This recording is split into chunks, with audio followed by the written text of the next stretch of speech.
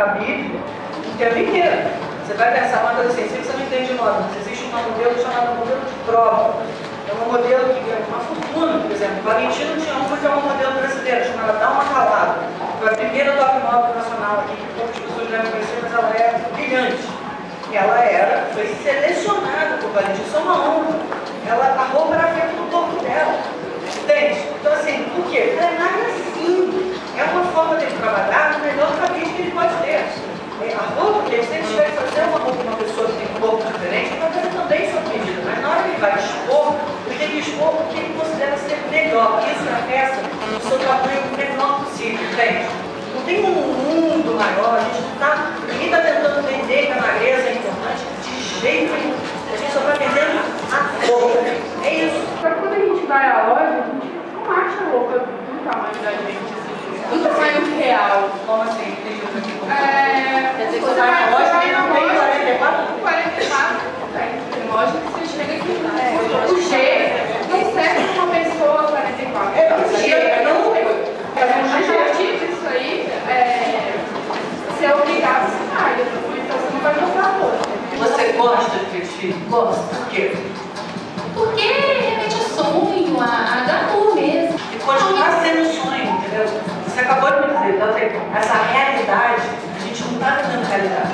Está vendendo sonho, está vendendo lifestyle. É o que eu expliquei para ele. Aquilo é um show, aquilo é um espetáculo.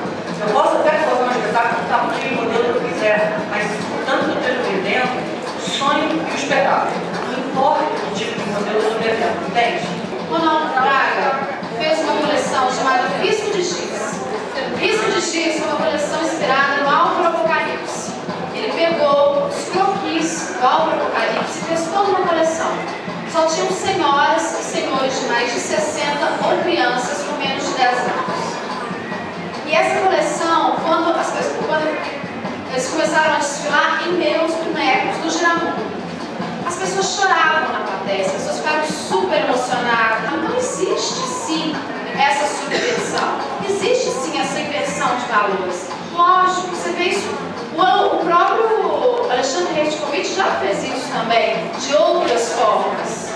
Oi gente, meu nome é Natasha, eu também faço design, mas no primeiro período. Eu vou levantar que eu uso 44. Eu sou uma brasileira, sou uma pessoa normal. Já pesei 90 quilos. Então, assim, a democracia ela não está na passarela, ela não está no estilista vendendo a roupa. Ela está na gente. Então, a partir do momento que eu acho que a gente se aceita, a gente coloca a nossa cara, é aí que a moda entra. Então, a moda não está na passarela, não está no que um ou outro está querendo vender. Tá? A partir do momento que você aceita, não, eu vou colocar isso porque eu acho que é bacana para mim, não vou me expor ao ridículo, vou mostrar o que eu tenho de melhor, aonde é mais sensual no meu corpo, e você vai pra rua, e é aí que um vai te olhar e falar, nossa, que mulher linda, ou que você vai ter um reconhecimento no seu trabalho. Então não é o estilista, ou aquela marca, ou a etiqueta, ou não é nada disso.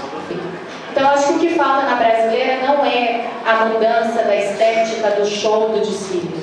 Eu acho que é a aceitação do brasileiro, da própria brasileira, e a gente se mostrar como a gente é e sem vergonha mesmo. Eu acho que é isso.